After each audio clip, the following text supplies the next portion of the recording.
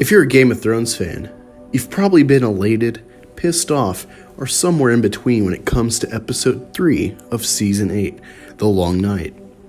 Since his first appearance in the show, we've all wondered how the Night King was going to be defeated, how will the land respond if he is defeated, and so much more. Theories have been made, and ironically, shattered, and an icy crack has formed in the fandom akin to what happened to Star Wars after The Last Jedi. After episode 4, I think all the complaints are justified. D&D didn't know what they were doing with their two main villains.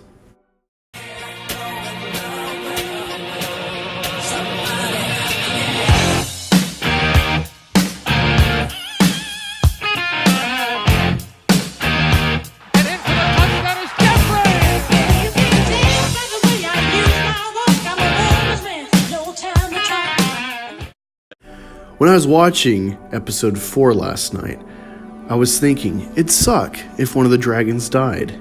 This was during the scene where they showed Dany staring happily at Rhaegal. If you watch enough film closely, oddly toned scenes become more and more obvious, as there should be a reason for shooting it and it feeling different. I'm not going to get into the fact that despite the cliffs being very high at Dragonstone, Daenerys, on dragons, should have probably seen the naval ambush of the Greyjoys, and I also won't get deep in if there's even a skeleton crew manning Dragonstone. They should have seen the Greyjoy fleet sailing to a frickin' island. Remember, a large point in the plot, back with the Sons of the Harpy, was the Unsullied patrolling the city, and Grey Worm himself almost dying.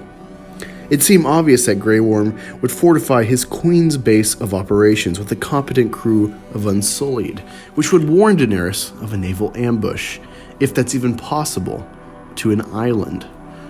What pissed me off about this whole sequence was the fact they've made Cersei more prepared for dragons than the Night King was. A Mad Queen and her pirate lover were more prepared than a 10,000-year-old entity of pure death. You realize he was stuck behind an enchanted wall this whole time and happened to get lucky with a dragon to finally break through. He had a couple of ice spears and took Viserion down with a spear, and yet, after both acquiring a dragon himself and gaining knowledge of them, neither he nor his White Walker lieutenants made a new weapon to challenge them, or even more spears to throw at them. To add to the mix, with Daenerys becoming more frenzied to get the throne and no one to talk sensibly to her, you'd think she'd use Drogon to circle around and burn the ships, or at least put them in a panic and bunch them up in the channel, aiding her navy in some way. I really hate agreeing with the Game of Thrones fan community that turned on the show once the writers took over, but all their shortcomings, the writers that is, are coming to light. With the way the last 2 episodes have progressed with lackluster results and a Last Jedi caliber episode of bad, I'm not looking forward to their trilogy, which intersects with Rian Johnson.